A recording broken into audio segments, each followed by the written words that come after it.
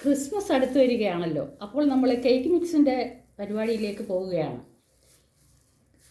Christmas plum cake ഉണ്ടാക്കുന്നതിന് ഏതാണ്ട് ഒരു മാസം മുമ്പ് തന്നെ നമ്മൾ കേക്ക് മിക്സിംഗ് നടത്തിയാൽ നല്ല രീതിയിലുള്ള ക്രിസ്മസ് കേക്കുകൾ നമുക്ക് ഉണ്ടാക്കാനായിട്ട് സാധിക്കും. കഴിഞ്ഞ വർഷം തന്നെ ഇട്ട് വെച്ച മിക്സ് ആണെങ്കിൽ അത് ഏറ്റവും നല്ലതാണ്. എന്നാലും ഇപ്പോൾ നമ്മൾ ഈ വർഷത്തേക്ക് വേണ്ടി ഇന്ന് കേക്ക് മിക്സിംഗ് നടത്തുകയാണ്. അതിനുവേണ്ടി ഇന്ന് ഞാനിവിടെ എടുത്തിരിക്കുന്നത് ഇത് പ്ലംസ് ആണ്. പ്ലം കേക്കിന് ഏറ്റവും പ്രധാനമായിട്ടുള്ളതും പ്ലംസ് ആണ്. ഞാൻ എല്ലാം 50 ഗ്രാം വെച്ചാണ് എടുത്തിരിക്കുന്നത്. പ്ലം, ബ്ലാക്ക് റൈസൻസ്, ഇത് പപ്പയ നമ്മൾ വിളയിച്ചെടുത്തതാണ്. ഇത് യെല്ലോ റൈസൻസ്, ഇത് സ്ട്രോബെറിയാണ്. സ്ട്രോബെറി ഉണക്കി വെച്ചിരിക്കുന്നതാണ്. ഇത് ബ്ലൂബെറിയാണ്. ഇത് ജിഞ്ചർ ക്യാൻഡി ആയിട്ട് എടുത്തേക്കുന്നതാണിത്. അതേപോലെ ഇത് നട്ട്സാണ്. ഇത് ബദാം. ഇത് മൂന്ന് കളറിലുള്ള ട്യൂട്ടി ഫ്രൂട്ടിയാണ്. ഇത് റെഡ്, ഗ്രീന്, യെല്ലോ. ഇത് ഡേറ്റ്സ് ആണ്. ഇത് ക്യാൻഡിഡ് ചെറീസ് ആണ്. ഇത്രയും 14 ഐറ്റംസ് ആണ് ഞാൻ എടുത്തിരിക്കുന്നത്. എല്ലാം 50 ഗ്രാം വെച്ചാണ് എടുത്തിരിക്കുന്നത്. ഇനി നമുക്ക് ഇതിൽ ഈ പപ്പയായും ജിഞ്ചർ ക്യാൻഡി ഇതെല്ലാം ഒന്ന് അരിഞ്ഞുകൊണ്ട് വരാം. അതിനുശേഷം നമുക്ക് ഫ്രൂട്ട് മിക്സിംഗ് തുടങ്ങാം. നമ്മളിപ്പോൾ എല്ലാം അരിഞ്ഞുകൊണ്ട് വന്നിരിക്കുകയാണ്. എല്ലാം അരിഞ്ഞിട്ടുണ്ട്. ഇനി നമുക്കെല്ലാം കൂടെ ഈ ഒരു ബൗളിലേക്ക് ഇട്ടതിന് ശേഷം മിക്സ് ചെയ്യാനായിട്ട് പോവുകയാണ്. ആദ്യമായിട്ട് ഇത് ചെറിയാണ്. ചെറുതായിട്ട് അരിഞ്ഞു വെച്ചിരിക്കുന്നതാണ്. ഇനി ഇത് ട്യൂട്ടി ഫ്രൂട്ടിയാണ്, യെല്ലോ കളറിലുള്ളത്. ഇത് ട്യൂട്ടി ഫ്രൂട്ടി ഗ്രീൻ കളറിലുള്ളത്. ഇത് റെഡ് കളറിലുള്ളത്. ഇത് ഡേറ്റ്സ് ആണ്, ചെറുതായിട്ട് അരിഞ്ഞതിന് ശേഷമുള്ളത്. ഇത് കാഷ്യൂനട്ട്സ് ആണ്. ചിലർ കാഷ്യൂനട്ട് കേക്ക് ഉണ്ടാക്കുന്നതിൻ്റെ അന്നാണ് ചേർക്കാറുള്ളത്. ഞാനിപ്പം ഈ മിക്സിങ്ങിൻ്റെ കൂടെ തന്നെ ഇത് ചേർക്കുകയാണ്. ഇത് ബദാമാണ്. ഇത് ഞാൻ വെള്ളത്തിലിട്ട് തൊലി കളഞ്ഞതിന് ശേഷം ചൂടായ പാനിലിട്ട് ഒന്ന് ചൂടാക്കി എടുത്തതാണ്. അതിനുശേഷം അരിഞ്ഞതാണ്.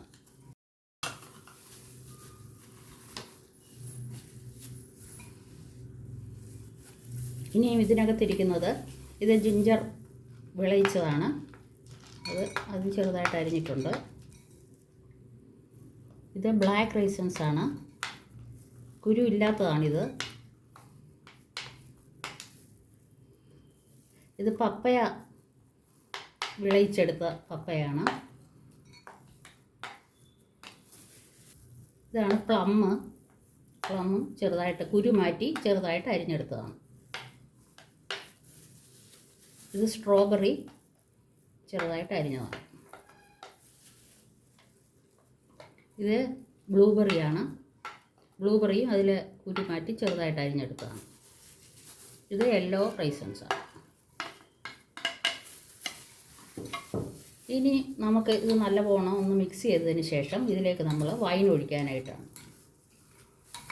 കുപ്പിക്കകത്തേക്ക് ഇതിട്ടതിന് ശേഷം ഇളക്കി വൈന് ഒഴിച്ചാലും മതി. ഇപ്പം ഞാനിതൊരു ബൗളിലെടുത്ത് മിക്സ് ചെയ്യുവാണ്. അതാണ് കുറച്ചും കൂടെ എളുപ്പമായിട്ട് തോന്നിയിട്ടുള്ളത്. എല്ലാം നല്ലപോലെ രീതിയിൽ മിക്സ് ചെയ്ത് വരുന്നതിനായിട്ട് ഇതാണ് നല്ലത്.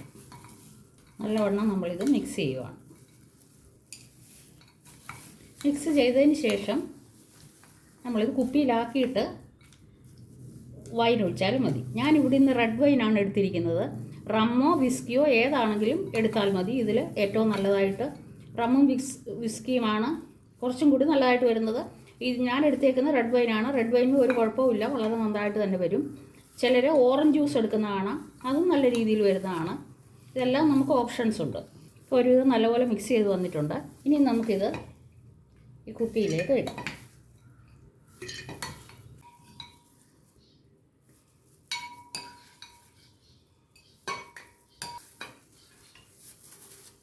അപ്പോൾ ഇത്രയും വന്നിട്ടുണ്ട്.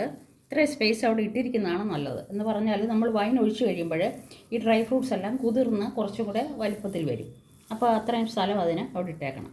ഇതിലേക്ക് ഞാൻ റെഡ് വൈന് ഒഴിക്കുകയാണ്. 1 കപ്പോളം റെഡ് വൈനാണ് ഒഴിച്ചിരിക്കുന്നത്. ഈ ഫ്രൂട്ട്സ് എല്ലാം കൂടെ 14 തരം ഡ്രൈ ഫ്രൂട്ട്സാണ് ഞാനിവിടെ ഉപയോഗിച്ചിരിക്കുന്നത്. അതെല്ലാം കൂടെ 700 ഗ്രാം വരും. 1 കപ്പ് വൈന് ഉപയോഗിച്ചിട്ടുണ്ട്. അപ്പോൾ ടോട്ടൽ ഒരു 750-800ഓളം തൂക്കം വരും. ഇത് നമ്മൾക്ക് ഏകദേശം ഒരു 5-6 കേക്ക് ഉണ്ടാക്കുന്നതിന് വേണ്ടി ഉപയോഗിക്കാം. 1 കിലോ വെച്ചുള്ളത്. 1 കിലോയുടെ കേക്കാണെങ്കിൽ നമുക്കൊരു 3-4 കേക്ക് വരെ ഉണ്ടാക്കുന്നതിന് വേണ്ടി ഇത് ഉപയോഗിക്കാനായിട്ട് പറ്റും. ഇനി നമ്മളിത് നല്ലതുപോലെ അടയ്ക്കുകയാണ്. നല്ലപോലെ മുറുക്കി അടച്ചിട്ടുണ്ട്. അടച്ചതിന് ശേഷം നമ്മളിത് ഇങ്ങനെ ഒന്നും കൂടെ വൈൻ എല്ലായിടവും ഒന്ന് പിടിക്കുന്നതിന് വേണ്ടി ഇങ്ങനെ ഒന്ന് കുലുക്കി കൊടുക്കണം. ഇത് നമ്മൾ 1-2 ദിവസം കൂടുമ്പോഴല്ല 2-3 ദിവസം കൂടുമ്പോൾ ഇടയ്ക്കിടയ്ക്ക് എടുത്ത് ഇങ്ങനെ ഒന്ന് തുറക്കേണ്ട കാര്യമില്ല. ഇങ്ങനെ എടുത്തൊന്ന് മിക്സ് ചെയ്യുന്നത് വളരെ നല്ലതാണ്. ഇത് നമുക്ക് മിനിമം ഒരു 30 ദിവസം കഴിഞ്ഞതിന് ശേഷം എടുക്കുന്നതാണ് ഏറ്റവും നല്ലത്. ഇത് നമുക്ക് അടുത്ത വർഷത്തേക്കോ അതിൻ്റെ അടുത്ത വർഷത്തേക്കോ ഒക്കെ ഉപയോഗിക്കാനായിട്ട് സാധിക്കും. അപ്പോഴത്തേക്കും ഇത് നല്ല രീതിയിൽ സ്റ്റോക്കായി കിട്ടും. അത് കാരണം നമ്മുടെ കേക്കിനും അതിൻ്റേതായ രുചി ഉണ്ടാകുന്നതായിരിക്കും. ഇത് നമ്മളിനിയും 30 ഡേയ്സ് ഇങ്ങനെ തന്നെ അടച്ച് സൂക്ഷിക്കാനായിട്ടാണ്.